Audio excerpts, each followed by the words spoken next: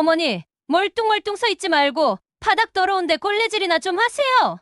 귀를 때리는 그 말과 함께 사돈의 민망한 표정이 보였습니다. 며느리의 웃음소리가 들렸고 아들은 고개를 숙였습니다. 그 한마디에 제 40년이 무너졌습니다. 손이 부르트도록 반찬을 팔아모은 돈으로 산 이 집. 제 이름으로 된 이 집에서 며느리가 저를 하녀 취급했습니다. 그것도 사돈 앞에서. 내가 이러려고 평생을 살았나? 그날 며느리의 그 말 한마디가 제 남은 인생을 송두리째 흔들어 놓을 줄은 정말 몰랐습니다. 사연 시작 전에 무료로 할 수 있는 구독과 좋아요를 눌러주시면 제게 큰 힘이 됩니다. 모든 일에는 전조 증상이라는 것이 있기 마련입니다. 암세포가 온몸에 퍼지기 전에 명치 끝이 답답한 증상이 나타나듯 제 인생이 무너지기 전에도 수많은 신호가 있었습니다. 다만 애써 외면하고 내 희생이 부족해서 그런 게지하며 스스로를 다독였을 뿐입니다. 제 손에서는 늘 마늘과 파, 그리고 고소한 참기름 냄새가 섞여 났습니다. 새벽 4시, 아직 어둠이 채 가시지 않은 시간을 뚫고 도매시장으로 향하는 버스에 몸을 실을 때부터 제 하루는 시작되었습니다. 남편 일찍 여의고 핏덩이 같은 아들 하나 먹여 살리자니 제가 할 수 있는 건 오로지 몸으로 부딪히는 것뿐이었습니다. 시장 구석에 작은 좌판을 깔고 손님들에게 덤이라도 한 줌 더 얹어주며 악착같이 돈을 모았습니다. 그렇게 모은 돈으로 맹물에 밥 말아 먹고 해진 옷을 몇 번이나 꿰매 입으며 지금 이 집을 샀습니다. 번듯한 2층 집도 으리으리한 아파트도 아니지만 비가 새지 않고 두 다리 뻗고 잘 수 있는 내 집. 등기부등본에 최옥순 세 글자가 찍히던 날 저는 돌아가신 남편 사진을 붙들고 한참을 울었습니다. 이제 아들 민호만큼은 남부럽지 않게 키울 수 있겠구나 싶어서요.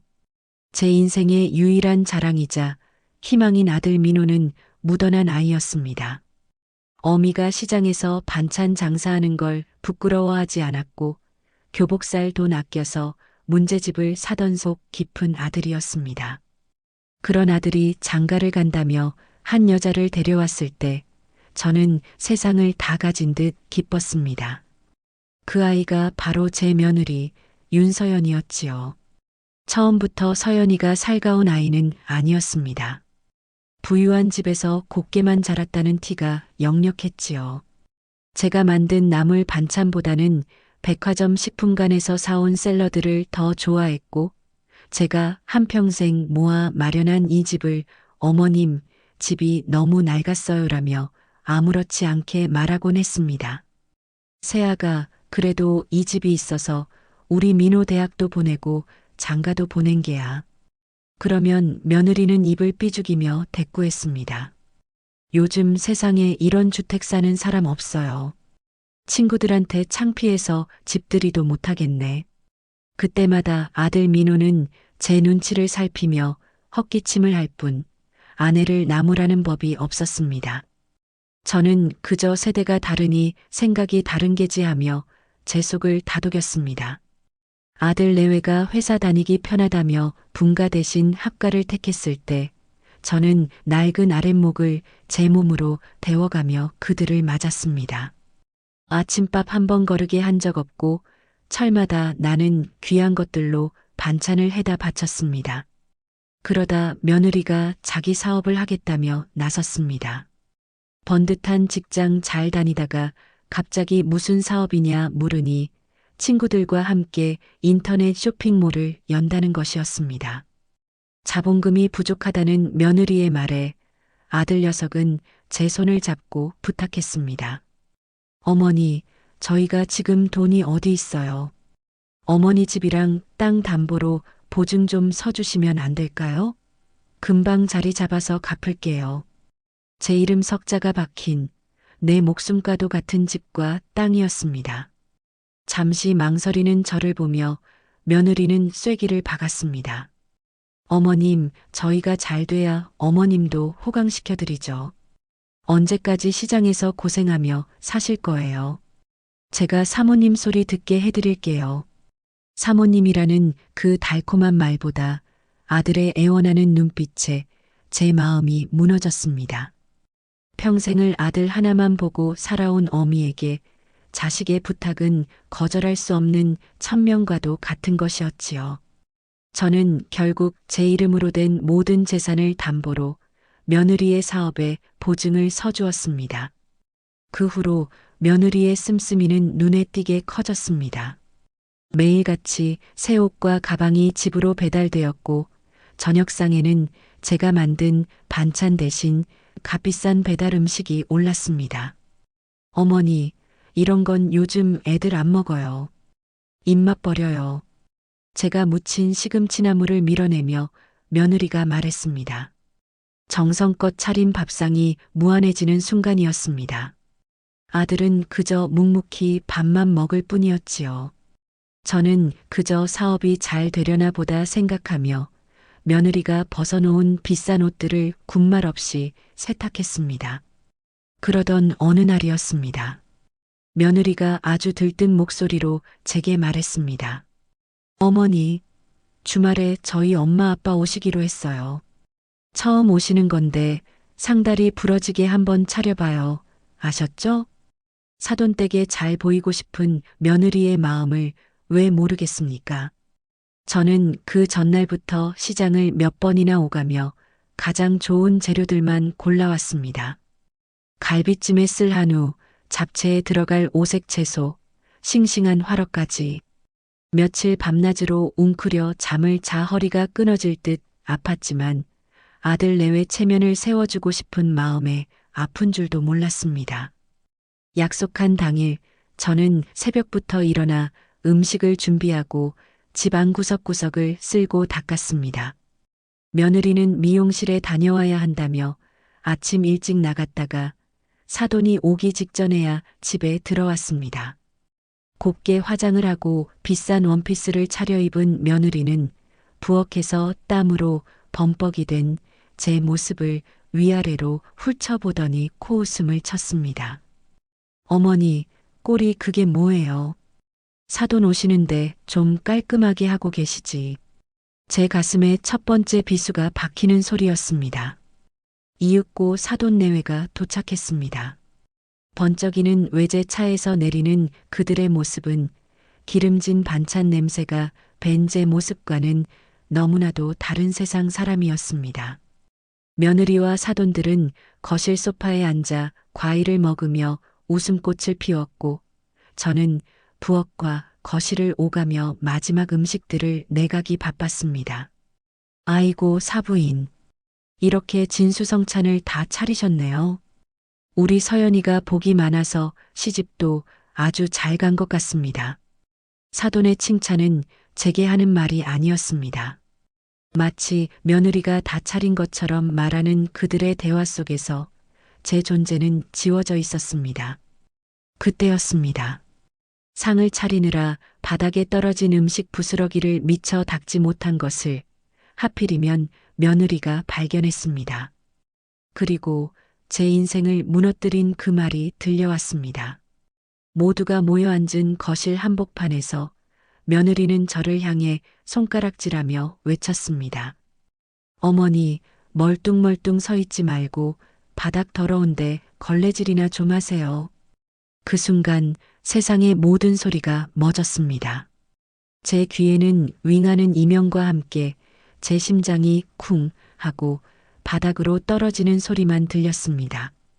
사돈의 당황한 얼굴, 아무 말도 못하고 고개만 숙이는 아들의 비겁한 옆모습, 그리고 승리감에 도취된 듯 입꼬리를 올리고 있는 며느리의 얼굴이 슬로 모션처럼 보였습니다. 저는 아무 말 없이 부엌으로 가 걸레를 가져왔습니다. 그리고 모두가 내려다보는 앞에서 그들의 발밑을 무릎으로 기어다니며 바닥을 닦기 시작했습니다. 한 방울, 두 방울. 뜨거운 것이 뺨을 타고 흘러내렸습니다. 그것이 땀인지 눈물인지 아니면 지난 40년간 억눌러왔던 피눈물이었는지 분간할 수 없었습니다. 그날 밤 모두가 돌아간 뒤 텅 빈 집에서 저는 혼자 앉아 있었습니다. 내가 무얼 잘못했을까? 내 희생이, 내 사랑이 부족했던 걸까? 수없이 되뇌었지만 답을 찾을 수 없었습니다. 제 무릎에 남은 시퍼런 멍 자국보다 가슴에 새겨진 모멸감이 더 아프게 저려왔습니다. 그때였습니다. 문득 제 눈에 장롱 위에 놓인 작은 상자가 들어왔습니다. 먼지가 뽀얗게 쌓인 그 상자 안에는 이 집의 등기부등본과 제 인감도장이 들어 있었습니다. 그것은 제 고단했던 삶의 유일한 증표이자 제 이름으로 된 마지막 자존심이었습니다. 저는 조용히 자리에서 일어나 그 상자를 내렸습니다. 그리고 생각했습니다. 그래, 이 집은 내 것이다. 내 눈물과 땀으로 지은 내 성이다. 지금까지 저는 이 성의 주인이 아니라 그저 성을 지키는 문지기 혹은 청소하는 하녀로 살아왔습니다. 하지만 더 이상은 아니었습니다. 제 안에서 무언가 단단하게 굳어지는 것이 느껴졌습니다. 그 밤 저는 뜬 눈으로 밤을 새웠습니다. 그리고 결심했습니다. 내 자존심을, 내 인생을 짓밟은 대가를 반드시 치르게 하리라고. 내 눈에서 흐른 피눈물을 그들의 눈에서는 진짜 피눈물이 흐르게 만들 것이라고. 다음 날 아침 저는 평소와 같이 아들 내외의 아침상을 차렸습니다. 하지만 제 눈빛은 더 이상 어제의 그 유순한 시어머니의 것이 아니었습니다. 모든 것을 끝낼 준비를 마친 차갑고 단단한 복수의 여신이 그 자리에 서 있을 뿐이었습니다. 폭풍이 지나간 다음 날 아침은 놀라울 만큼 고요했습니다. 하지만 그것은 평화가 아니라 모든 것이 부서지기 직전에 숨막히는 적막이었습니다. 저는 여느 때와 같이 새벽에 일어나 부엌에 섰습니다. 보글보글 끓는 된장찌개 냄새, 밥솥에서 피어오르는 김. 어제와 똑같은 풍경이었지만 그 풍경을 바라보는 제 눈은 더 이상 어제의 그것이 아니었습니다. 예전에는 가족의 아침을 챙기는 보람으로 여겼던 이 모든 행위가 이제는 마지막 만찬을 준비하는 의식처럼 느껴졌습니다. 제 마음속에서는 이미 모든 것이 죽어버렸습니다. 사랑, 연민, 기대, 그리고 어미로서의 정까지도. 40년 세월 동안 제 가슴을 채우고 있던 뜨거운 것들이 모두 빠져나가고 그 자리에는 차갑고 단단한 얼음덩어리 같은 결심만이 남았습니다. 아침상에 앉은 며느리 윤서연의 얼굴은 어제의 승리감으로 반짝이고 있었습니다. 제 눈치를 살피기는커녕 오히려 보란 듯이 의기양양했습니다. 자신이 이 집안의 서열을 완벽하게 정리했다고 생각하는 것이겠지요. 어머니, 오늘 찌개는 좀 짜네요. 어제 무리하셔서 그런가? 다음부턴 신경 좀 써주세요. 어제 사돈 앞에서 저를 하녀 취급했던 그 입으로 이제는 제 음식 솜씨까지 대놓고 평가하고 있었습니다. 예전 같았으면 내 입에는 괜찮은데 라며 주눅든 목소리로 변명이라도 했을 겁니다. 하지만 저는 아무 말 없이 며느리의 얼굴을 가만히 쳐다보았습니다. 그리고는 아주 희미하게 입꼬리만 살짝 올려 웃어 보였습니다. 제 반응이 예상과 달랐는지 며느리는 순간 당황한 표정을 지었다가 이내 하여튼 입맛하고는 하고 작게 중얼거리며 밥을 먹기 시작했습니다. 아들 민호는 식사 내내 고개를 들지 못했습니다. 제 얼굴과 아내의 얼굴을 번갈아 훔쳐보며 안절부절 못하는 모습이 가여울 정도였습니다. 식사가 끝나고 제가 설거지를 하고 있을 때 아들이 조용히 등 뒤로 다가왔습니다. 어머니, 어제는 서연이가 좀 심했어요. 제가 대신 사과할게요. 제가 돌아보자 아들은 금방이라도 울 것 같은 얼굴을 하고 있었습니다. 저는 그런 아들의 얼굴을 물기 묻은 손으로 가만히 쓸어주었습니다. 하지만 그 손길에는 예전과 같은 온기가 없었습니다. 됐다. 뭘 사과까지 하니? 다 지난 일인데. 제 목소리는 너무나도 평온해서 아들은 오히려 더 불안한 표정을 지었습니다. 제가 화를 내거나 울기라도 했다면 차라리 마음이 편했을 겁니다. 하지만 모든 감정이 사라진 텅 빈 평온함은 용서가 아니라 포기이며 이해가 아니라 단절의 신호라는 것을 아들은 아직 몰랐습니다. 어머니 정말 괜찮으세요? 그럼 괜찮고 말고 내 어미가 어떤 사람이니? 이까짓 일로 무너질 사람 아니야. 어서 출근 준비나 해라. 저는 아들을 등 떠밀어 방으로 보냈습니다. 아들의 축 처진 어깨를 보면서도 제 마음은 조금도 흔들리지 않았습니다. 이미 늦었습니다. 제 아들은 아내의 남편이 되기로 선택한 그 순간부터 더 이상 온전한 제 아들이 아니었습니다. 방관은 가장 비겁한 형태의 동조이며 침묵은 가장 잔인한 형태의 폭력이라는 것을 저는 제 아들을 통해 뼈저리게 배우고 있었습니다. 그날 오후 며느리는 친구와 통화를 하며 거실이 떠나가라 웃고 있었습니다. 제가 일부러 거실을 지나가자 보란 듯이 목소리를 더 높였습니다. 어머 얘, 말도 마. 우리 시어머니? 내가 아주 꽉 잡고 살잖아. 얼마 전에는 우리 부모님 오셨을 때 아주 제대로 보여줬지. 내 말 한마디면 꼼짝도 못 하신다니까? 시어머니 길들이는 거 별거 아니야. 처음부터 길을 확 죽여놔야 해.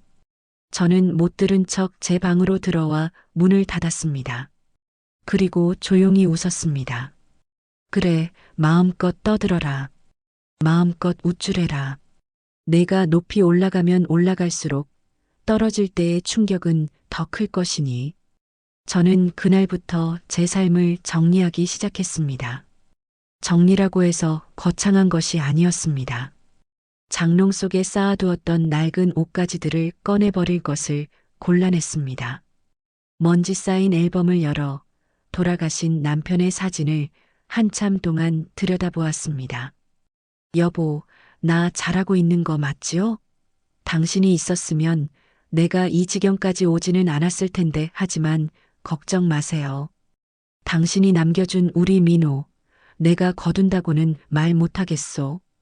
이제는 나 최옥순이 인생부터 거둬야겠으니 하늘에서 너무 서운해하지는 마세요. 사진을 닦아 다시 앨범에 넣으며 저는 제 마음의 대들보가 완전히 새로 세워지는 것을 느꼈습니다. 이제 제 삶의 중심은 아들이나 가족이 아니었습니다. 오직 나 자신이었습니다. 며느리는 제가 방에 틀어박혀 조용히 지내는 것을 드디어 자신의 위세에 완전히 굴복했다고 생각하는 듯 했습니다. 저를 대하는 태도는 날이 갈수록 오만해졌습니다. 어머니, 오늘 저녁은 뭐예요? 맨날 나물에 김치, 지겨워 죽겠네.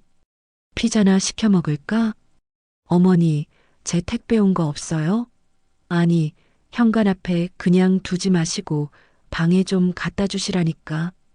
저는 며느리의 모든 말을 잠자코 듣고 시키는 대로 했습니다. 하지만 제 귀는 며느리의 목소리가 아니라 다른 소리를 듣고 있었습니다. 바로 전화기 너머에서 들려오는 부동산 중개인의 목소리였습니다. 며느리가 아들과 함께 외출한 어느 주말 오후 저는 드디어 전화를 걸었습니다. 사장님, 저 연희동 최옥순입니다. 예전에 집 보러 오셨던 분 아직도 저희 집 관심 있으시다고 하셨지요? 아이고 사모님, 그럼요. 지금이라도 당장 계약하겠다고 난리신데 파실 생각 있으세요? 네, 팔 겁니다. 가장 빠른 날짜로 가장 높은 가격으로 팔고 싶습니다. 대신 모든 것은 비밀로 해주셔야 합니다. 제가 연락드리기 전까지는 저희 아들 내외는 아무것도 알아서는 안 됩니다. 수화기 넘어 중개인의 흥분한 목소리를 들으며 제 심장은 얼음장처럼 차갑게 식어 있었습니다. 이것은 배신이 아니었습니다. 당연한 권리의 행사이며 짓밟힌 존엄을 되찾기 위한 정당방위였습니다. 그날 저녁 며느리는 기분이 좋은지 와인까지 한 병 사들고 들어왔습니다. 어머니는 이런 거 못 드시죠? 저희끼리 마실게요. 그렇게 말하며 아들과 함께 잔을 부딪히는 모습을 저는 소파 구석에 앉아 물끄러미 바라보았습니다. 와인잔에 담긴 붉은 액체가 마치 피처럼 보였습니다. 저들이 마시고 있는 것이 지난 40년간 제가 흘려온 피눈물이라는 것을 저들은 알까요? 아마 모를 겁니다. 그리고 앞으로도 영원히 모를 겁니다. 모든 것을 잃고 길바닥에 나앉아 서로를 원망하게 될 그 순간에도 자신들이 무엇을 잘못했는지 끝까지 깨닫지 못할지도 모릅니다.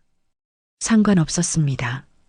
저는 더 이상 그들을 가르치거나 이해시킬 의무가 없었습니다.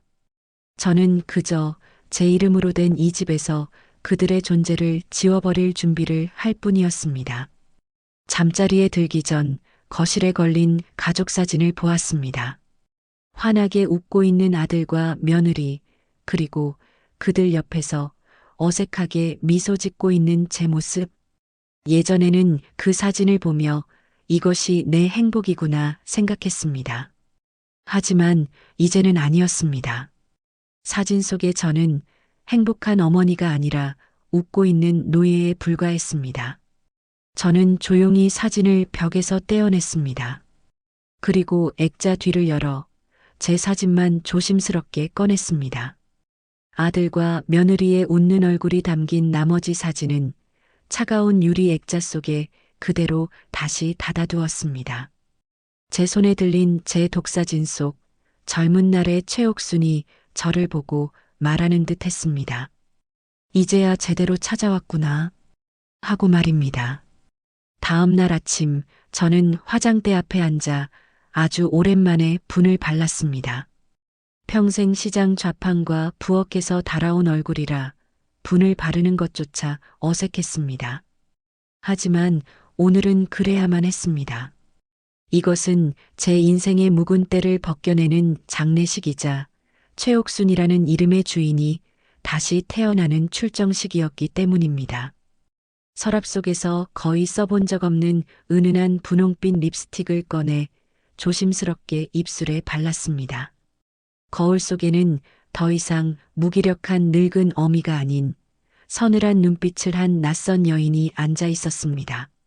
어머니, 어디 가세요? 웬일로 화장까지 하시고. 거실로 나가자 소파에 누워 텔레비전을 보던 며느리 윤서연이 저를 위아래로 훑으며 물었습니다. 그 눈에는 늙은이가 주책이다라는 비웃음이 가득했습니다. 볼 일이 좀 있구나. 은행도 가고 사람도 좀 만나고. 은행은 왜요? 또 누구한테 돈 빌려주시게요? 그러다 사기당해요, 어머니. 그냥 집에 계세요. 마치 어린아이 훈계하듯 말하는 며느리를 향해 저는 그저 조용히 미소만 지어 보였습니다. 그리고는 현관문을 열고 나섰습니다. 등 뒤에서 어디 가시냐니까요. 하고 외치는 며느리의 목소리가 들렸지만 대답하지 않았습니다. 너는 이제 곧 알게 될 것이다. 내가 어디를 가서 무슨 일을 하고 왔는지. 은행으로 향하는 버스 창밖으로 익숙한 동네 풍경이 빠르게 지나갔습니다. 40년 전 아들 손을 잡고 이 동네에 처음 이사 오던 날이 떠올랐습니다. 그때는 모든 것이 희망이었습니다. 이 작은 집에서 아들을 잘 키워본 듯하게 장가만 보내면 내 인생의 고생은 끝날 것이라 믿었습니다. 하지만 행복은 당연한 권리가 아니었고 희생은 언제나 보상받는 것도 아니었습니다. 저는 창문에 비친 제 낯선 얼굴을 보며 생각했습니다. 최옥순, 너는 너무 늦게 깨달았다. 하지만 아직 끝난 것은 아니다. 은행 안은 한산했습니다. 저는 번호표를 뽑아 잠시 기다린 뒤 가장 안쪽 상담 창구로 향했습니다. 제 앞에 앉은 젊은 은행 직원은 상냥한 미소로 저를 맞았습니다. 어르신, 무엇을 도와드릴까요? 저는 가방에서 주섬주섬 서류를 꺼냈습니다. 며느리 사업자금 대출에 제가 보증인으로 들어간 서류 사본과 제 신분증, 그리고 아침 일찍 동사무소에서 떼온 인감증명서였습니다. 담보대출 보증인 철회하러 왔습니다. 제 말에 은행 직원의 얼굴에서 미소가 사라졌습니다. 그는 의아한 표정으로 서류와 제 얼굴을 번갈아 쳐다보았습니다. 네, 보증을 철회하신다고요? 어르신, 이게 어떤 의미인지 아시지요? 보증을 철회하시면 대출받은 분은 즉시 새로운 담보를 제공하거나 대출금을 상환해야 합니다. 기한 내에 이행하지 못하면 알고 있습니다. 그래서 기한 이익상실도 함께 요청하려고 합니다. 기한 이익상실이라는 제 입에서 나올 것이라고는 상상도 못했던 법률 용어가 튀어나오자 직원의 눈이 동그래졌습니다. 어제 밤새 인터넷을 뒤져가며 찾아낸 제 복수의 가장 날카로운 칼날이었습니다. 네. 기한 이익상실까지요? 어르신, 이건 채무자에게 바로 상환 의무가 발생하고 신용에 아주 큰 문제가 생길 수 있는 일입니다. 가족분들과 상의는 다 하셨는지요? 내 재산으로 내가 보증을 섰고 이제 그 보증을 내 의지로 거두는 겁니다. 누구와 상의할 필요 없습니다. 법대로 처리해 주십시오. 제 목소리는 단호했습니다. 조금의 망설임도 없었습니다. 은행 직원은 더 이상 묻지 않고 굳은 얼굴로 키보드를 두드리기 시작했습니다. 제 인감도장이 서류에 찍히는 순간 쿵 하고 제 심장에도 새로운 낙인이 찍히는 듯 했습니다. 그것은 노예의 낙인이 아니라 자유인의 낙인이었습니다. 은행을 나오자 다리가 후들거렸습니다. 하지만 마음은 이상할 정도로 가벼웠습니다. 40년 묵은 체증이 한순간에 내려가는 기분이었습니다. 저는 곧장 부동산으로 향하지 않았습니다. 대신 동네 찻집에 들어가 따뜻한 대추차를 한 잔 시켰습니다. 잠시 후 약속한 부동산 중개인이 땀을 뻘뻘 흘리며 찻집으로 들어왔습니다. 아이고, 사모님, 오래 기다리셨습니다. 제가 은행 일 보시는 동안 매수자 분하고 통화를 마쳤습니다. 오늘 당장이라도 가계약을 하고 싶어 하십니다. 조건은요? 시세보다 조금 더 쳐주시겠답니다. 대신 잔금 날짜를 최대한 당겨달라고 하시네요. 그리고 가계약금으로 500만 원, 오늘 바로 사모님 통장으로 쏘겠다고 합니다. 본 계약은 3일 뒤에 바로 진행하고 그때 계약금 10%를 마저 치르겠다고요. 모든 것이 제가 원하던 대로였습니다. 저는 그 자리에서 중개인이 내민 가계약서에 도장을 찍었습니다. 한 가지 조건이 더 있습니다, 사장님. 잔금을 치르기 전까지 이 계약 사실은 그 누구도 알아서는 안 됩니다. 특히 저희 아들 내외에게는요. 만약 이 약속을 어기시면 계약은 없던 것으로 하겠습니다. 위약금은 제가 물지요. 제 단호한 태도에 중개인은 고개를 끄덕이며 몇 번이고 약속했습니다. 잠시 후 제 낡은 휴대폰에 딩동하고 문자 한 통이 도착했습니다. KB은행 입금 500만 원. 저는 그 숫자를 한참 동안 눈에 새기듯 들여다보았습니다. 이것은 그냥 돈이 아니었습니다. 제 40년의 눈물값이었고 앞으로 살아갈 제 인생의 주춧돌이었습니다. 집에 돌아왔을 때 현관문을 열자마자 고성이 터져 나왔습니다. 말이 되는 소리를 해. 갑자기 대출금을 다 갚으라니 은행이 미친 거 아냐? 거실에서는 며느리 윤서연이 휴대폰을 붙들고 악을 쓰고 있었습니다. 아들은 옆에서 어쩔 줄 몰라 하며 쩔쩔매고 있었고요. 제 심장은 아주 차분했습니다. 올 것이 왔구나. 저를 발견한 며느리가 벌떡 일어나 제게 다가왔습니다. 그 얼굴은 분노와 공포로 하얗게 질려 있었습니다. 어머니, 지금 이게 어떻게 된 일인지 아세요? 은행에서 전화가 와서 당장 내일까지 대출금을 다 갚으래요. 안 그러면 집이고 땅이고 다 경매에 넘기겠다고 협박하잖아요. 어머니가 보증 서주신 거잖아요. 어떻게 된 거예요? 며느리는 아직 제가 한 일이라고는 꿈에도 생각하지 못하고 있었습니다. 그저 은행의 실수거나 뭔가 잘못된 것이라 믿고 싶은 듯 했습니다. 저는 아무 말 없이 며느리의 얼굴을 쳐다보았습니다. 그리고는 아주 천천히 입을 열었습니다. 내가 그랬다. 네. 지금 뭐라고 하셨어요?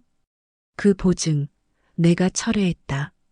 그리고 당장 갚으라고 내가 은행에 요청했다. 제 말에 며느리의 얼굴이 순간 굳어졌습니다.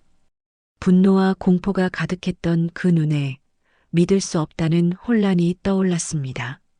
마치 알아들을 수 없는 외국어를 들은 사람처럼 제 말을 이해하지 못하는 듯 했습니다. 어머니 지금 농담하시는 거죠?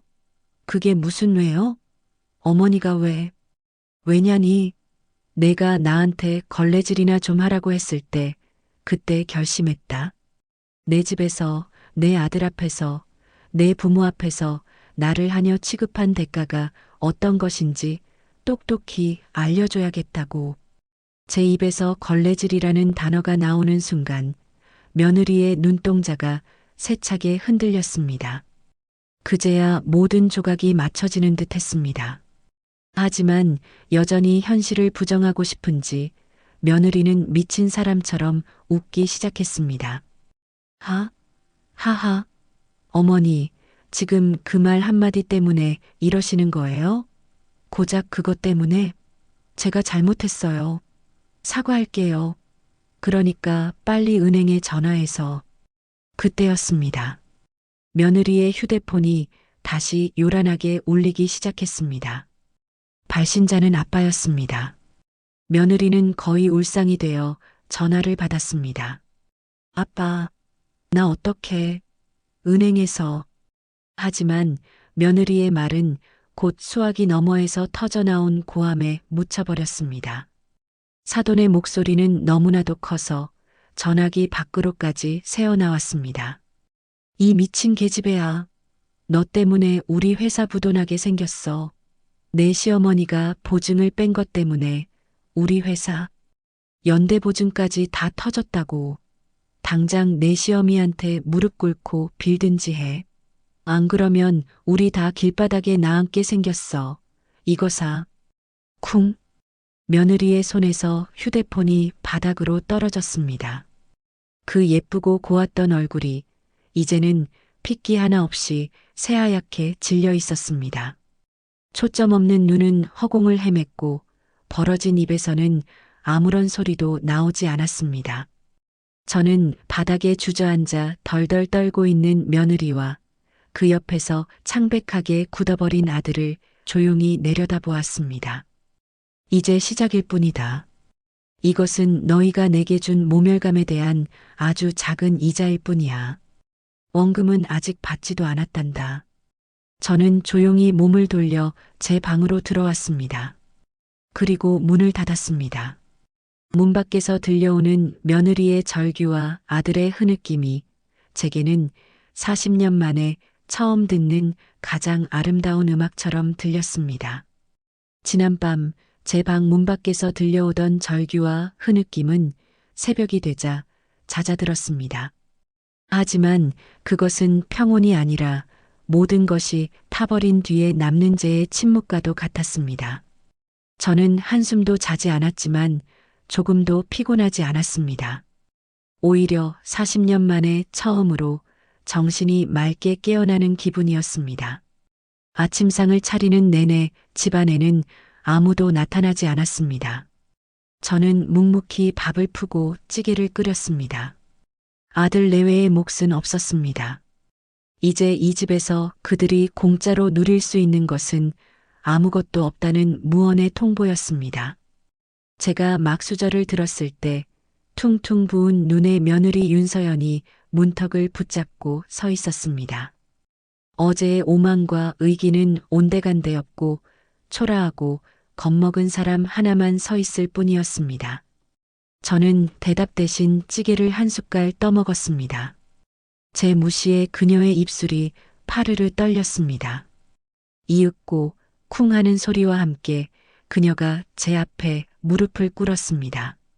용서를 빌며 바닥에 이마를 대고 떨었습니다. 저는 일어나라고 했습니다. 볼썽사납다고 했습니다. 저는 더 이상 그녀의 울음과 사과를 받아줄 마음이 없었습니다. 늦었습니다. 그 아이는 제게 용서를 구하는 것이 아니라 자기 파멸 앞에서 살려달라고 비명을 지르고 있었을 뿐이었습니다. 방에서 나온 아들 민호가 며느리를 부축하며 저를 노려보았습니다. 저는 수저를 내려놓고 조용히 일어섰습니다.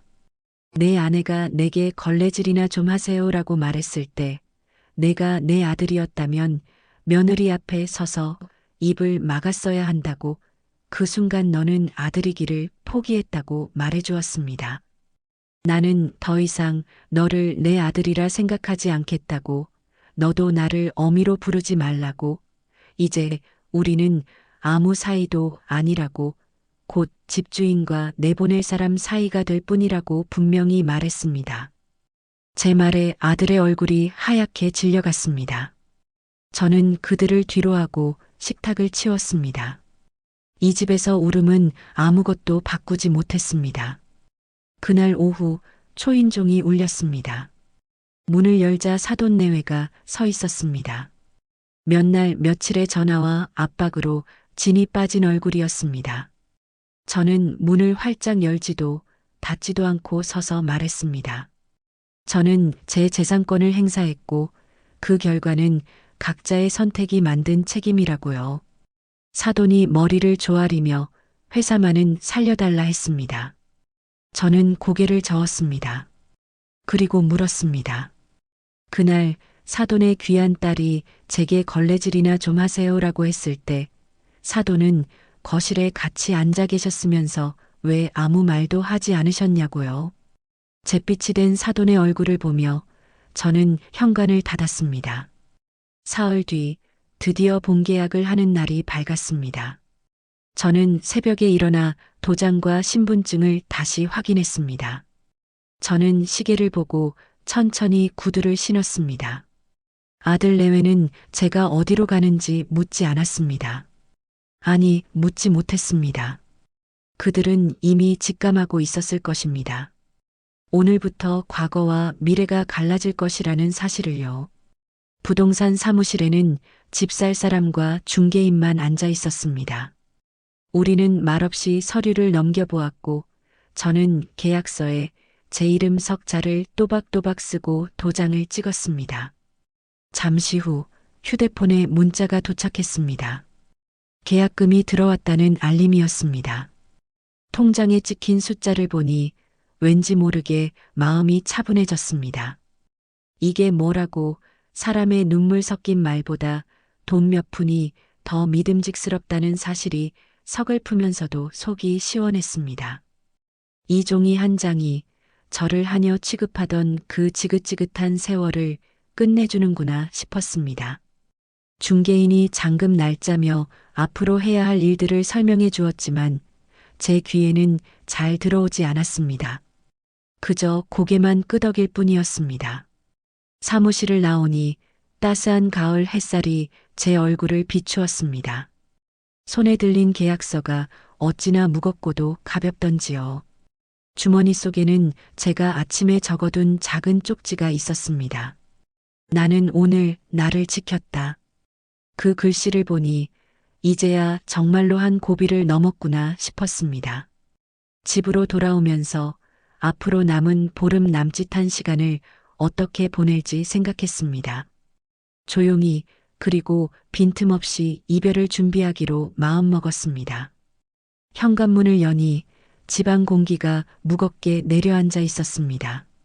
한숨과 분노가 뒤섞인 것 같은 답답한 공기였습니다. 저는 곧장 부엌으로 가 따뜻한 차 한 잔을 우렸습니다. 따뜻한 찻잔을 두 손으로 감싸 쥐니 비로소 제 마음도 조금은 놓이는 듯 했습니다. 방으로 돌아와 서류들을 차곡차곡 정리했습니다. 맨 뒤에는 아까 주머니에 있던 쪽지와 아기 때 아들 사진을 함께 넣어두었습니다. 지난 세월과 오늘의 다짐을 한 곳에 둔 셈입니다. 서랍을 닫고 나니 이제 정말 큰 산 하나를 넘었구나 하는 생각에 저도 모르게 긴 숨을 내쉬었습니다. 저녁이 되자 집안이 어둑해졌습니다. 저는 방 앞에 두었던 상자를 거실로 가져왔습니다. 상자 안에는 먼저 간 남편의 낡은 시계와 시장에서 쓰던 제 목장갑, 그리고 제 이름이 적힌 서류 몇 장이 들어 있었습니다. 제 인생의 소중한 것들만 남기고 나머지는 다 버릴 참이었습니다. 지난 세월을 꾸역꾸역 다 짊어지고 갈 수는 없는 노릇이니까요. 불을 끄고 방에 들어와 침대 모서리에 걸터 앉아 허리를 폈습니다. 그리고 제 이름을 나직이 불러보았습니다. 최옥순. 왠지 모르게 방 안 공기가 조금은 따뜻해진 것 같았습니다. 오늘 하루 저는 며느리의 시어머니도 아들의 어미도 아닌 그냥 최옥순으로 살았습니다. 그리고 제 이름으로 모든 것을 끝낼 계약서에 도장을 찍었습니다. 이제 남은 열쇠는 단 하나, 열나흘 뒤에 이 집을 완전히 떠나는 일만 남았습니다. 제게는 이 밤이 끝이 아니라 새로운 시작이었습니다. 이제야 제 인생의 주인이 저 자신이라는 것을 깨달았습니다. 이제부터는 정말 제가 저를 데리고 한번 잘 살아볼 참입니다. 본계약서에 찍힌 잉크가 마르던 그날 이후 집안의 시간은 다르게 흘러가기 시작했습니다. 제 시간은 미래를 향해 나아갔지만 아들 내외의 시간은 과거에 묶인 채 썩어가고 있었습니다. 그들은 제가 보증을 뺀 사실 하나에만 매달려 그 뒤에 더 거대한 파도가 밀려오고 있다는 것은 꿈에도 생각하지 못했습니다.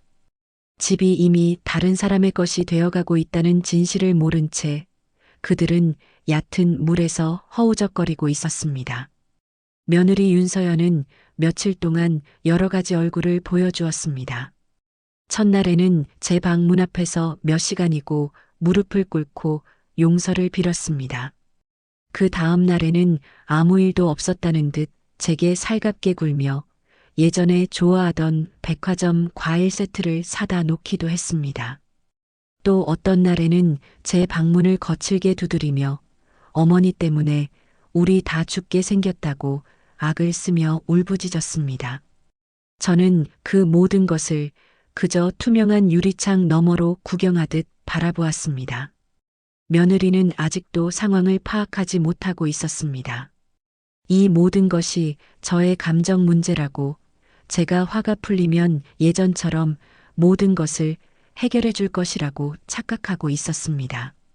그래서 제가 좋아하는 반찬을 해놓고 제 어깨를 주무르며 예전의 순종적인 시어머니로 돌아오기만을 바랐습니다. 하지만 이미 강물은 너무 멀리 흘러와 버렸습니다. 저는 매일 아침 전과 같이 밥을 지었습니다. 하지만 상은 따로 차려졌습니다. 제 작은 밥상에는 갓 지은 쌀밥과 정갈한 나물 반찬 2가지가 전부였습니다. 아들 내외는 배달 음식으로 끼니를 때우거나 며느리가 서툰 솜씨로 끓인 라면으로 허기를 채웠습니다. 한 지붕 아래 살았지만 우리는 이미 다른 세상의 사람들이었습니다. 가장 비참한 것은 아들 민호였습니다. 아들은 밤마다 잠을 설치고 술에 취해 들어오는 날이 잦아졌습니다. 어느 날 밤 아들은 술 기운을 빌려 제 방문을 두드렸습니다. 어머니, 문 좀 열어주세요. 저 민호예요. 저는 문을 열어주지 않았습니다. 문 하나를 사이에 두고 아들은 어린 시절처럼 칭얼거리며 제게 매달렸습니다. 어머니, 제가 잘못했어요. 제가 못난 놈이에요. 그러니 제발 서연이 좀 용서해 주세요. 저러다 정말 큰일 나겠어요. 그리고 우리 장인어른 회사도. 아들은 결국 며느리와 그 친정 걱정뿐이었습니다. 저는 조용히 눈을 감았습니다. 제 귀에는 아들의 울음소리가 아니라 아주 오래전 저를 버려두고 떠났던 어미의 무정한 발소리가 들리는 듯 했습니다. 저는 아들에게 아무런 대답도 하지 않았습니다. 문 밖의 흐느낌이 점점 잦아들고 이윽고 터덜터덜 걸어가는 아들의 발소리가 멀어졌습니다. 그날 저는 제 마음속에서 아들을 완전히 지워냈습니다. 저는 제 계획을 차근차근 실행에 옮겼습니다. 낮에는 작은 부동산들을 돌아다니며 앞으로 제가 살아갈 작은 보금자리를 알아보았습니다. 시장 근처의 작고 낡은 연립주택이었지만 제 이름 하나만으로 온전히 설 수 있는 곳이었습니다. 남은 계약금과 잔금으로 그 집을 사고 작은 반찬 가게를 하나 얻을 계산까지 마쳤습니다. 집에 돌아와서는 제 짐을 정리하기 시작했습니다. 큰 가구들은 모두 버릴 것이었습니다. 제가 챙기는 것은 오직 제 인생의 흔적이 담긴 작은 것들 뿐이었습니다. 장롱 깊숙한 곳에서 돌아가신 남편의 낡은 양복을 꺼냈습니다. 조명 냄새가 코를 찔렀지만 그 속에 희미하게 남편의 채취가 묻어있는 듯 했습니다. 저는 그 양복을 정성껏 깨어 가장 큰 상자에 담았습니다. 아들의 베넷 저고리와 첫돌 사진, 제가 시장에서 돈을 셀 때 쓰던 낡은 주판도 함께 넣었습니다. 그것들은 제가 버텨온 이유였고, 이제는 버려야 할 이유이기도 했습니다. 제 움직임을 눈치챈 며느리가 제 방으로 뛰어들어왔습니다. 어머니, 지금 뭐 하시는 거예요? 이 짐들은 다 뭐예요? 저는 며느리를 쳐다보지 않고 짐 싸는 것을 계속했습니다. 내 짐이다. 짐은 왜요? 어디 가시게요? 설마 집이라도 나가시게요? 어머니, 이러시면 안 돼요. 지금 어머니가 나가시면 저흰 정말 끝장이에요. 며느리는 제가 집을 나가 시위라도 하는 줄 아는 모양이었습니다. 제 마음을 돌리기 위해 가출이라도 감행한다고 착각하는 것이었습니다. 저는 그 어리석음이 가여워 처음으로 입을 열었습니다. 나가는 건 내가 아니다. 너희들이다. 네, 그게 무슨... 저는 더 이상 설명하지 않았습니다.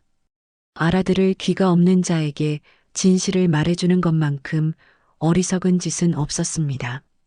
잔금일이 서서히 다가오는 어느 날 저녁이었습니다. 그날따라 집안은 폭풍 전야처럼 고요했습니다. 그때 초인종이 요란하게 울렸습니다. 문을 열자 그 앞에는 술에 취해 몸도 가누지 못하는 박갓사돈과 그를 부축한 안사돈이 서 있었습니다. 회사가 최종 부도 처리되었다는 소식을 들은 모양이었습니다. 사부인, 박갓사돈은 저를 보자마자 다짜고짜 제 바짓가랑이를 붙잡고 늘어졌습니다. 내가 잘못했소. 내 딸년이 죽을 죄를 지었소이다. 그러니 제발 우리 길바닥에 나앉게만 하지 말아주시오. 사부인께서 보증만 다시 서주신다면. 그때였습니다. 그 모습을 보고 뛰쳐나온 며느리가 제 앞을 막아서며 소리쳤습니다. 아빠, 그만하세요. 이런다고 이분 눈 하나 깜짝할 것 같아요? 이분은 지금 우리 다 죽으라고 고사 지내는 사람이에요. 그리고는 저를 향해 도끼 서린 눈으로 외쳤습니다. 그래요, 어머니. 잘났어요. 돈 있고 집 있다고 유세는 혼자 다 떠시네요. 그렇게 저희가 망하는 게 보고 싶으세요? 소원대로 다 망해드릴게요. 대신 어머니도 혼자 외롭게 늙어 죽을 각오나 하세요. 며느리는 자신의 아버지를 끌고 저주를 퍼부으며 집을 나섰습니다. 아들은 그 모든 광경을 망연자실한 표정으로 지켜볼 뿐이었습니다. 저는 조용히 현관문을 닫았습니다. 그리고 제 방으로 들어와 벽에 걸린 달력을 보았습니다. 잔금일까지 앞으로 7일. 저는 그날 날짜 위에 붉은 펜으로 가위표를 크게 그었습니다. 아직 저들은 아무것도 몰랐습니다. 자신들이 발 딛고 서 있는 이 땅이 바로 일주일 뒤면 다른 사람의 것이 된다는 사실을, 자신들의 운명이 바람 앞에 촛불처럼 위태롭다는 사실을, 저는 창밖에 짙은 어둠을 내려다보며 나직이 속삭였습니다. 이제 겨우 절반이 지났을 뿐이다. 너희들의 진짜 지옥은 아직 시작도 하지 않았단다. 그날 밤 저는 40년 만에 처음으로 아주 깊고 평온한 잠을 잤습니다. 장금일이 일주일 앞으로 다가왔습니다. 저는 달력 위 빨간 동그라미를 한 번 더 바라보았습니다. 이제는 돌아갈 길이 없었습니다. 마음이 덜컥 내려앉는 느낌도 있었지만 이상하게도 가슴 한쪽이 시원해졌습니다. 오래 묵은 체증이 조금씩 가라앉는 기분이었습니다. 그날 저는 우체국에 들렀습니다. 법률가와 상의에 작성한 내용 증명을 봉투에 넣어 접수했습니다. 받는 이는 아들 민호와 며느리 윤서연이었습니다. 이 집은 매매가 완료되었고 장금일인 9월 8일까지 비워달라는 내용이었습니다. 말로만 전하면 나중에 말이 바뀔까봐 문서로 남겼습니다. 그동안 저는 말로만 약속하고 말로만 미안해하고 말로만 참아왔습니다. 이제는 말보다 문서가 필요했습니다. 제 삶을 지키기 위해서였습니다. 다음 날 저녁 무렵 아들이 우편물을 전해받고 제 방문 앞에서 서성거렸습니다. 조심스레 노크하는 소리가 들렸습니다. 엄마, 이게 뭐예요? 저는 문을 열지 않았습니다. 침착하게 말했습니다. 읽어보면 안다. 장금일에 나가라. 미리 준비해라. 문 밖에서 한동안 아무 소리도 들리지 않았습니다. 이내 발자국 소리가 멀어졌습니다. 며느리는 밤에 따로 전화를 걸어왔습니다. 울먹이는 목소리였습니다. 어머니, 설마 진심이세요? 농담이시죠? 농담 아니다. 준비해라. 그 말이 제 입에서 그렇게도 쉽게 나올 줄 몰랐습니다. 하지만 나오고 나니 마음이 흔들리지는 않았습니다. 이 말을 듣고도 그들이 변하지 않으면 변할 마음이 없는 것입니다. 저는 제 마음을 다잡고 다음 할 일을 적었습니다. 내 이사 날짜 확정, 주소 이전 접수, 공과금 이전 신청, 장금일 전날 법무사 재확인. 다음 날 아침 저는 재활용 봉투를 한 장 펼쳤습니다. 부엌 서랍 안 오래된 나무 젓가락과 깨진 접시, 쓰다 남은 비닐 장갑들을 차례로 꺼냈습니다. 쓸 것과 버릴 것을 나눴습니다. 쌓아둔 살림살이 중 정작 제 것이었던 것은 얼마 되지 않았습니다. 묘한 마음이 들었습니다. 평생을 살림만 했는데 제 것으로 남길 게 별로 없다니. 그래도 괜찮았습니다. 남은 것들은 가볍고 단단했습니다. 제 이름이 적힌 서류, 오래된 사진 몇 장, 그리고 스스로를 잊지 않게 해주는 작은 메모들 뿐이었습니다. 점심때가 되자 며느리가 제 방 앞에 서서 말했습니다. 어머니, 집을 정말 파셨어요? 왜 우리한테 한마디 상의도 없이? 저는 문 너머로 짧게 대답했습니다. 내 이름으로 산 집이다. 내 이름으로 정리했다. 한참을 웅얼대던 며느리는 끝내 울음을 터뜨렸습니다. 저는 손에 쥔 걸레를 한 번 더 꼭 쥐었다가 내려놓았습니다. 문을 열지는 않았습니다. 그 아이의 울음은 그 아이의 몫이었습니다. 저는 제 일만 하면 됐습니다. 오후에는 동사무소에 가서 주소 이전을 신청했습니다. 새집 주소를 적는 손끝이 조금 떨렸지만 금방 가라앉았습니다. 창구 직원이 새로 이사 가시나 봐요 하고 웃으며 말했을 때 저도 따라 웃었습니다. 짧게 네 하고 대답했습니다. 그 짧은 한마디에 40년이 들어 있었습니다. 저녁에는 작은 촛불을 켰습니다. 제가 젊을 때부터 쓰던 얇은 수첩을 펴고 해야 할 일을 또박또박 적었습니다. 법무사 통화, 장금일 순서 재확인, 공과금 최종 정산, 우편물 전환, 열쇠 인도, 시각 확인, 이삿짐 차량 오전 배치. 수첩에 적힌 글자가 제 마음을 붙들어 주었습니다. 불안이 올라올 때마다 글자를 한 줄씩 천천히 읽었습니다. 읽다 보면 마음이 가라앉았습니다. 손으로 적은 글자는 제 편이었습니다. 다음 날 아침 새벽장을 한 바퀴 돌고 돌아오는 길에 숨을 크게 들이마셨습니다. 아침 공기가 차갑고 깨끗했습니다. 시장에서 사온 고무장갑, 테이프, 상자 라벨을 식탁 위에 펼쳐놓고 방마다 돌아다니며 상자를 채웠습니다. 서류는 서류끼리, 추억은 추억끼리, 버릴 것은 따로. 지난 세월과 오늘의 다짐을 한 상자에 섞어 넣지 않기로 했습니다. 같은 칸에는 같은 것만 담았습니다.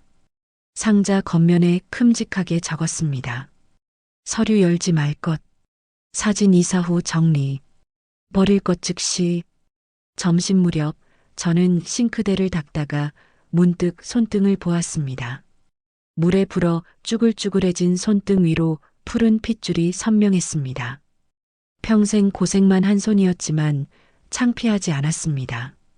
이제라도 늦지 않았다고, 이 손으로 남은 인생을 잘 꾸려가자고 마음먹었습니다.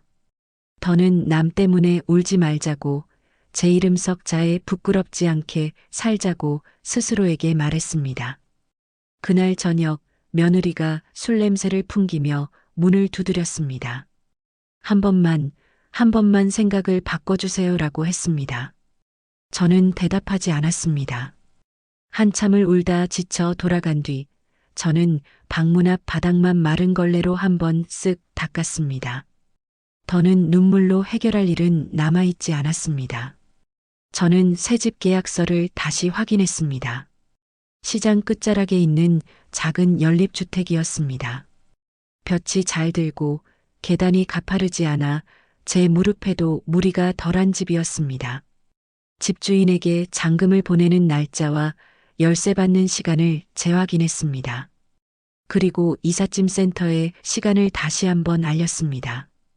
오전 일찍 오라고, 작은 짐만 나를 거라고, 오래 걸리지 않을 거라고 했습니다. 제 짐은 많지 않았습니다. 꼭 필요한 것만 남겼으니까요. 저는 베란다 창문을 열고 작은 금속 쟁반을 꺼냈습니다. 오래된 사진 몇 장과 손편지 몇 통만 조심스레 골랐습니다. 사진을 쟁반 위에 올리고 가장자리부터 불을 붙였습니다.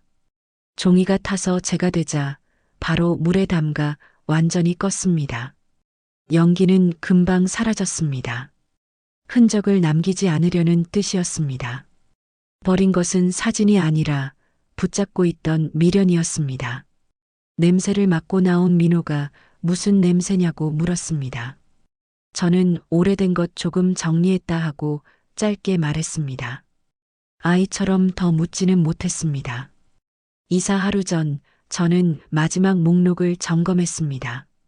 체크해야 할 것들을 확인하고 저는 수첩에 완료라고 작게 써넣었습니다. 제 안에서 작은 종이 똑하고 울리는 것 같았습니다. 그날 밤 아들 민호가 제 방문 앞에 한참을 서 있었습니다. 문틈 사이로 그림자가 보였습니다. 저는 문을 열지 않았습니다. 한참 뒤 발자국 소리가 멀어졌습니다. 그 아이의 마음이 어떤지 모르는 바 아니었습니다. 그래도 이제와 제가 해줄 수 있는 것은 없었습니다. 미안함도 원망도 불쌍한 마음도 모두 문 밖에 두었습니다. 내일 저는 제 이름으로 문을 나설 것이었습니다. 이사하는 날 아침, 아직 해가 완전히 뜨기 전이었습니다. 저는 신발을 가지런히 신고 옷매무새를 가다듬었습니다. 손에 든 작은 가방은 가벼웠습니다. 이것저것 다 버려서가 아니라 필요한 것만 남겨서였습니다. 마지막으로 현관 문손잡이를 닫고 조용히 돌렸습니다. 문틈으로 서늘하고도 상쾌한 새벽 공기가 훅 들어왔습니다. 저는 계단을 한 계단씩 내려갔습니다. 뒤돌아보지 않았습니다. 이삿짐 센터가 약속한 시간에 맞춰 도착했습니다. 제 짐은 많지 않아 금방 차에 실렸습니다. 기사님이 금방 끝나겠어요 하고 웃었습니다. 저도 고개를 끄덕이며 웃었습니다. 작은 웃음이 참 오래간만이었습니다. 새 집에 도착하자 저는 문을 열고 제일 먼저 창문을 활짝 열었습니다. 공기가 상쾌하게 들어왔습니다. 부엌 싱크대를 한번 닫고 작은 주전자에 물을 올렸습니다. 따뜻한 물이 끓는 동안 저는 거실 한가운데 놓인 상자 위에 잠시 앉았습니다. 텅 빈 방이 한눈에 들어왔습니다. 한때는 복잡하고 시끄럽던 제 마음이 지금은 놀랍도록 조용했습니다. 간단히 짐을 풀고 나서 밖으로 나가 돌아오는 길에 시장에서 김치와 나물 2가지를 샀습니다. 저녁에는 작은 밥솥에 쌀을 씻어 밥을 안쳤습니다. 딱 제 몫의 밥이었습니다. 된장찌개를 끓이고 김치와 나물을 접시에 담았습니다. 젓가락을 들기 전에 저는 잠시 2손을 모았습니다. 누구를 위해서가 아니라 오롯이 저 자신을 위한 밥상이었습니다. 한 숟갈, 또 한 숟갈. 따뜻한 밥이 목을 타고 내려갈 때 가슴이 뜨끈해졌습니다. 저도 모르게 눈시울이 붉어졌습니다. 서러움이 아니라 안도감이었습니다. 식사를 마치고 저는 수첩을 다시 폈습니다. 마지막 줄에 조용히 적었습니다. 선이사 완료. 그리고 그 아래에 또박또박 덧붙였습니다. 장금일 새 주인에게 열쇠 인도, 법무사에게 서류 주기, 인수인계 끝내기. 펜 끝이 종이를 누르는 감각이 분명했습니다. 오늘이 끝이 아니라 시작이라는 뜻이었습니다. 밤이 깊어지자 창밖이 고요해졌습니다. 저는 작은 촛불을 켜지 않고도 그대로 앉아 있었습니다. 어두운 방 안에서 마음만은 밝았습니다. 제 이름을 조용히 불러보았습니다. 최옥순. 제 귀에 제 목소리가 들렸습니다. 낯설지 않았습니다. 오히려 따뜻했습니다. 저는 그 소리를 품에 안고 천천히 눕겠습니다. 내일은 장금일이었습니다. 저는 내일 제 이름으로 모든 것을 끝내고 제 이름으로 새 인생을 열겠습니다. 아침 공기가 차분했습니다. 저는 새로 이사한 작은 집에서 눈을 떴습니다. 밤새 뒤척이지 않고 곤히 잔 것도 오랜만이었습니다. 창문을 조금 열어두니 선선한 바람이 들어왔습니다. 오늘은 장금일이다. 마음속으로 한 번 더 되뇌었습니다. 긴 세월을 돌아 여기까지 왔습니다. 이제는 제 이름으로, 제 힘으로 마무리할 차례였습니다. 아침 준비를 소박하게 했습니다. 갓 지은 밥 한 그릇, 된장찌개 한 숟갈, 김 한 장. 누구 눈치도 보지 않고 천천히 씹어서 삼켰습니다. 따뜻한 국물이 목을 타고 내려가자 가슴도 조금 따뜻해지는 것 같았습니다. 식탁 위 수첩을 펼쳐 오늘 해야 할 일을 체크했습니다. 법무사 통화 확인, 부동산 통화 확인, 열쇠 인도 시각 확인. 모두 표시가 되어 있었습니다. 실수는 없었습니다. 오늘은 그저 정해진 순서를 차분히 밟으면 되었습니다. 아침 9시 법무사에게서 마지막 확인 전화가 왔습니다. 저는 짧게 네, 알겠습니다라고 대답했습니다. 통화를 끊고 창가에 잠시 섰습니다. 햇살이 베란다 바닥에 길게 드리워졌습니다. 그 빛이 새로 시작하는 제 삶을 축복해주는 것 같았습니다. 10시가 가까워오자 부동산 중개인에게서 또 전화가 왔습니다. 새 집주인이 전 집 앞으로 도착했고 절차대로 진행 중이라는 말이었습니다. 저는 조용히 네 하고 끊었습니다. 전화기를 내려놓고 물을 한 잔 마셨습니다. 물맛이 유난히 맑았습니다. 마음이 흐트러지지 않게 그저 호흡을 고르게 했습니다. 잠시 후 또 다른 전화가 울렸습니다. 이번엔 중개인의 목소리가 조금 급했습니다. 아드님 내외가 아직 짐을 제대로 싸지 못하셨답니다. 그래도 오전 안에 비워야 합니다.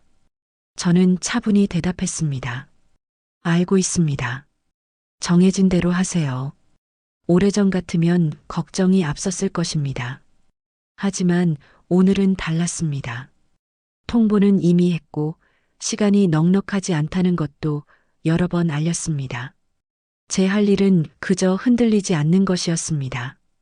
점심 무렵 전 집 앞 사정이 궁금해졌지만 굳이 찾아가 보지는 않았습니다. 대신 작은 밥솥에 쌀을 씻어 점심을 지었습니다. 밥이 되는 동안 주방 창틀을 한번 닫고 찬장을 정리했습니다. 이 작은 집을 제 손길로 조금씩 채워나가는 일이 제게 힘이 되었습니다. 오늘만 넘기면 된다. 오늘 넘기면 내일은 더 쉬워진다. 마음속으로 조용히 말했습니다. 그 시간 예전 집 앞에서는 많은 일이 벌어지고 있었을 것입니다. 새 집주인은 약속한 시간에 맞춰 들어오고 중개인과 법무사는 절차대로 진행하며 이삿짐 센터 사람들은 규정에 따라 움직였을 것입니다. 아들 내외가 울부짖어도 오늘은 달라지지 않습니다. 이미 세상이 그들을 향해 멈추지 않는 수레바퀴처럼 움직이고 있으니 제 감정이 끼어들 공간은 없습니다. 오늘만큼은 제가 저를 지켜야 했습니다. 오후 2시 법무사에게서 잔금 처리와 서류 이전이 문제없이 완료되었다는 연락이 왔습니다. 저는 수고 많으셨습니다라고 말했습니다. 문장 몇 마디였지만 제게는 40년의 무게를 내려놓게 하는 소리였습니다. 전화기를 내려놓고 숨을 깊이 쉬었습니다.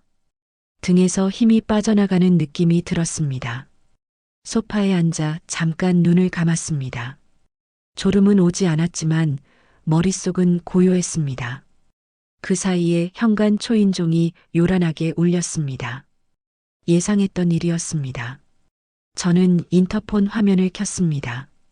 화면 속에는 며칠 사이에 고생이 짙게 내려앉은 아들과 며느리가 서 있었습니다. 며느리는 울다 지친 얼굴이었고 아들은 수염이 덥수룩하게 자라 있었습니다. 어머니, 우리 좀 만나주세요. 제발요. 며느리가 문 앞에서 애원을 이어갔습니다. 아들도 목이 쉰 소리로 말했습니다. 어머니, 단 한 번만 들어주세요. 저는 한동안 아무 말 없이 그 화면을 바라만 보았습니다. 손이 떨리지는 않았습니다. 다만 오래전의 제 모습이 겹쳐 보였을 뿐이었습니다.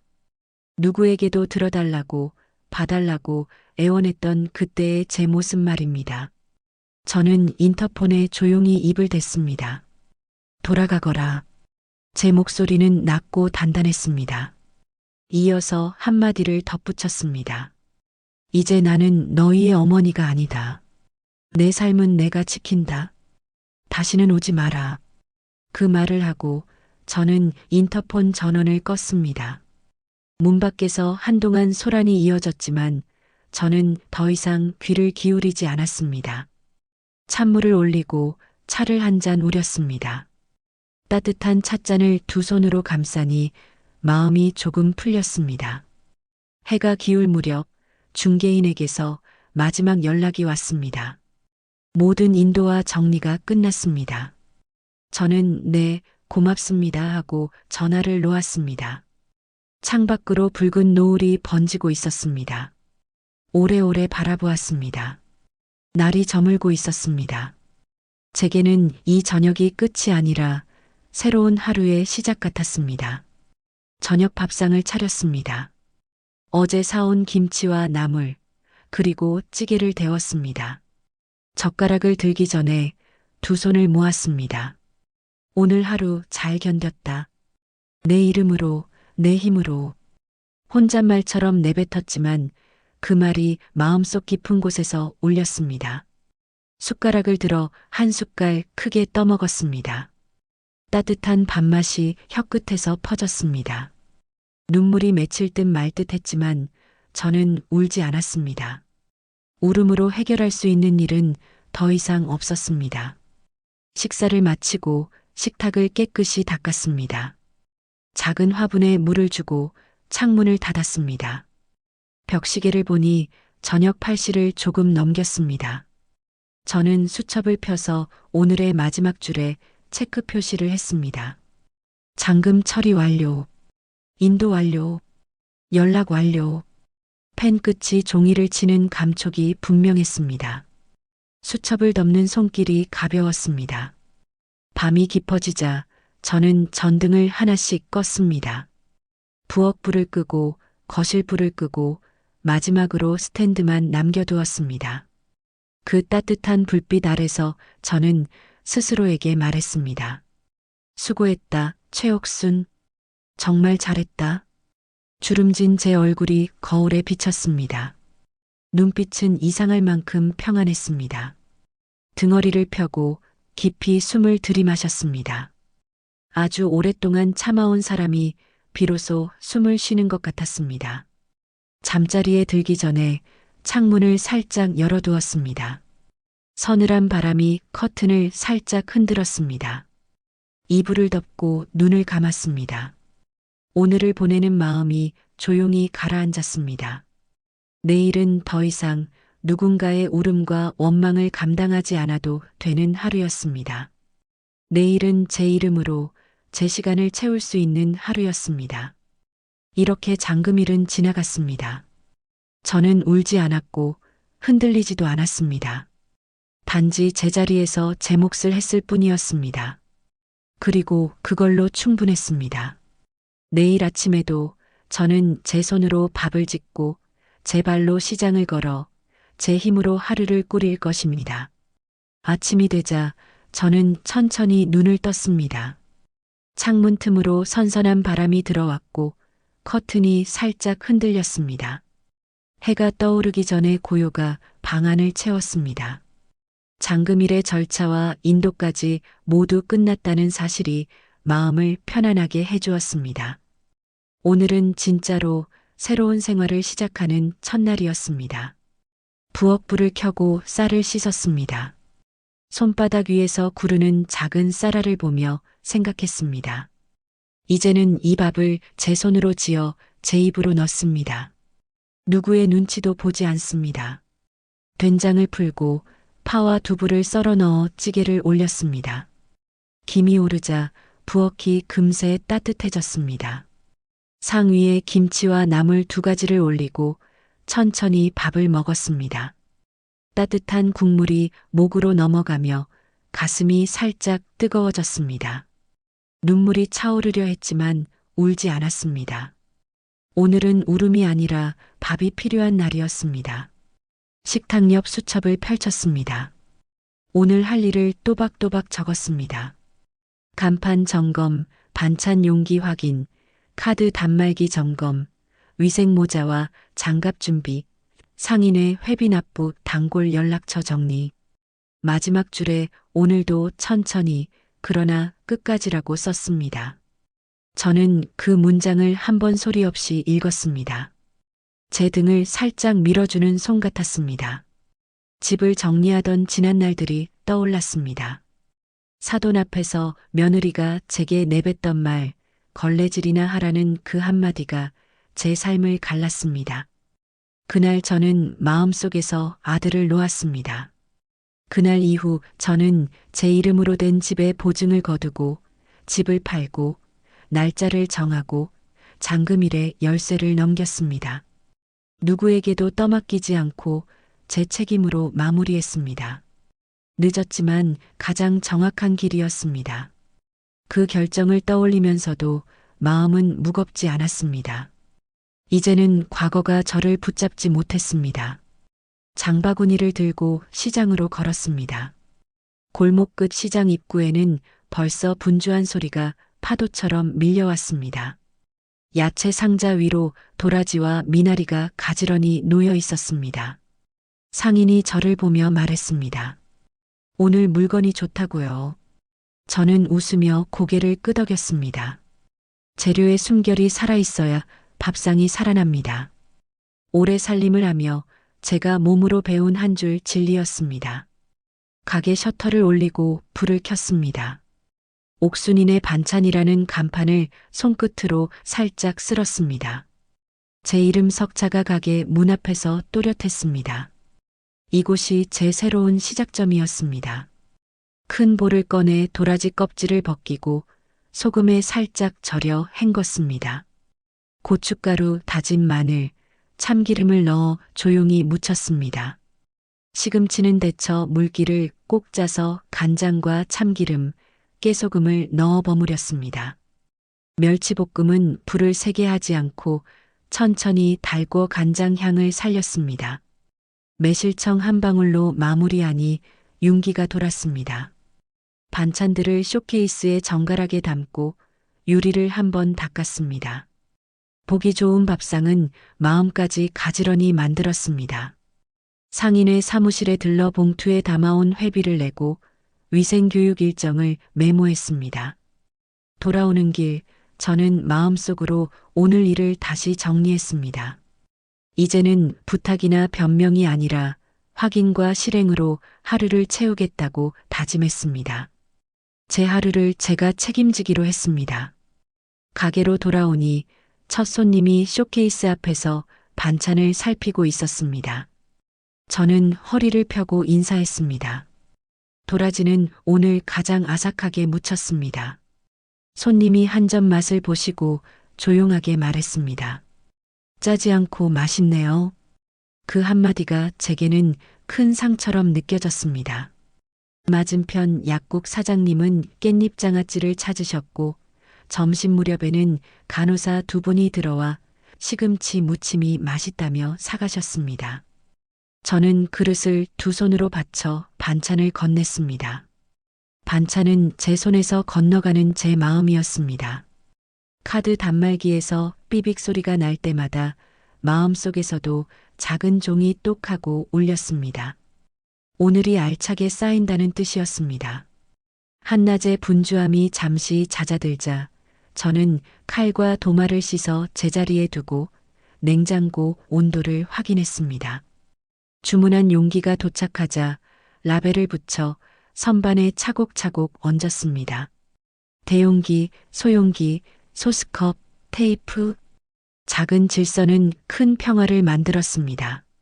적어둔 글씨를 보는 것만으로도 머릿속이 함께 정리되는 것 같았습니다. 해가 기울 무렵 학교에서 돌아오는 한 아이가 가게 앞을 기웃거렸습니다. 저는 물 한 컵과 김부각 한 점을 건넸습니다. 아이가 고맙습니다 하고 꾸벅 인사했습니다. 말은 짧았지만 제 하루의 피로가 그 한마디에 조금 가셨습니다. 누군가에게 작은 온기라도 나눌 수 있는 날은 살만한 날이었습니다. 저녁 무렵 허리가 굽은 할머니가 다시 오셨습니다. 어제 드셨던 반찬을 기억하고 오셨고 오늘은 콩나물 무침을 권해드렸습니다. 계산하시는 손이 조금 서툴러 보였지만 저는 대신하지 않았습니다. 그분의 자존심을 지켜드리고 싶었습니다. 대신 봉지를 단단히 묶어들기 좋게 건넸습니다. 문이 닫히며 종소리가 작게 울렸습니다. 저는 그 소리를 듣고 고개를 숙였습니다. 사람과 사람이 오가는 이 작은 가게가 누군가의 하루를 살게 하는 힘이 되기를 바랐습니다. 문을 닫기 전 쇼케이스 유리를 마지막으로 닦았습니다. 팔지 못한 반찬은 작은 용기에 담아 시장 경비실에 두고 왔습니다. 야근하는 분들이 드시면 좋겠다고 생각했습니다. 집으로 돌아와 손을 씻고 거울을 보니 주름 사이로 오늘의 빛이 비쳤습니다. 늙은 얼굴이었지만 눈빛은 흔들리지 않았습니다. 오래 버텼고 끝내 흔들리지 않았습니다. 책상에 앉아 가계부를 정리했습니다. 수입과 지출이 맞아떨어졌습니다. 옆 노트에 오늘의 한 줄을 적었습니다. 누구에게도 기대지 않고 하루를 채웠다. 제 이름으로 만들고 제 이름으로 건넸다. 작은 점을 하나 찍고 노트를 덮었습니다. 그 점이 오늘의 끝이었습니다. 창문을 살짝 열었습니다. 골목 가로등 불빛 아래 작은 벌레가 몇 마리 날았습니다. 멀리서 버스 지나가는 소리가 희미하게 들렸습니다. 저는 따뜻한 차를 한 모금 마시고 조용히 제 이름을 불렀습니다. 최옥순, 오늘도 잘했다. 그 말이 제 등을 토닥였습니다. 아무도 해주지 않던 칭찬이었지만 제게는 가장 큰 위로였습니다. 사돈 앞에서 며느리에게 모욕을 당하던 그날을 조용히 떠올렸습니다. 그날 이후 저는 마음의 문을 닫고 다시 제 이름으로 열었습니다. 그리고 저는 제 삶을 되찾았습니다. 그 과정이 저를 더 단단하게 만들었습니다. 이제 저는 압니다. 울음으로 바꿀 수 있는 일은 없었습니다. 바꾼 것은 서류와 도장, 날짜와 금액, 그리고 제 의지였습니다.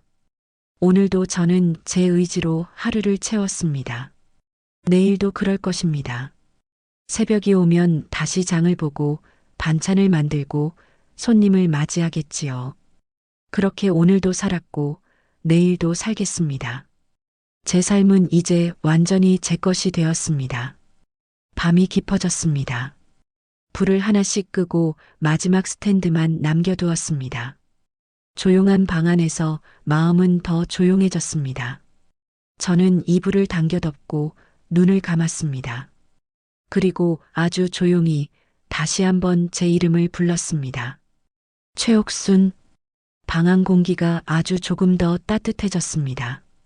오늘 옥순 씨의 이야기는 모욕과 배신이 한 사람의 인생을 어디까지 흔들 수 있는지, 그리고 자신의 이름으로 다시 일어서는 용기가 어떻게 우리를 자유롭게 하는지를 보여주고 있습니다. 우리 모두 살다 보면 후회되는 순간이 있기 마련입니다. 며느리처럼 돌이킬 수 없는 말로 상처를 주었을 수도 있고, 아들처럼 외면으로 더 큰 아픔을 주었을 수도 있습니다. 혹은 옥순 씨처럼 오랜 시간 참고 또 참으며 살아왔을지도 모릅니다. 하지만 중요한 것은 그 후에 우리가 어떤 선택을 하느냐입니다. 과거는 바꿀 수 없지만 앞으로의 날들은 바로 우리 손에 달려 있으니까요. 어쩌면 여러분 주변에도 옥순 씨처럼 마음속 응어리를 풀지 못한 채 살아가는 분이 계실지 모릅니다. 혹은 여러분 자신이 누군가에게 상처를 주고 용서를 구하지 못한 채 살아가고 있을 수도 있겠지요. 오늘 이야기가 여러분의 마음에 작은 위로와 용기가 되었기를 바랍니다. 앞으로도 여러분의 마음을 울리는 다양한 이야기로 찾아뵙겠습니다. 여러분의 하루가 따뜻한 위로로 가득하길 바랍니다. 채널 구독과 좋아요도 잊지 말고 꼭 눌러주시면 감사하겠습니다.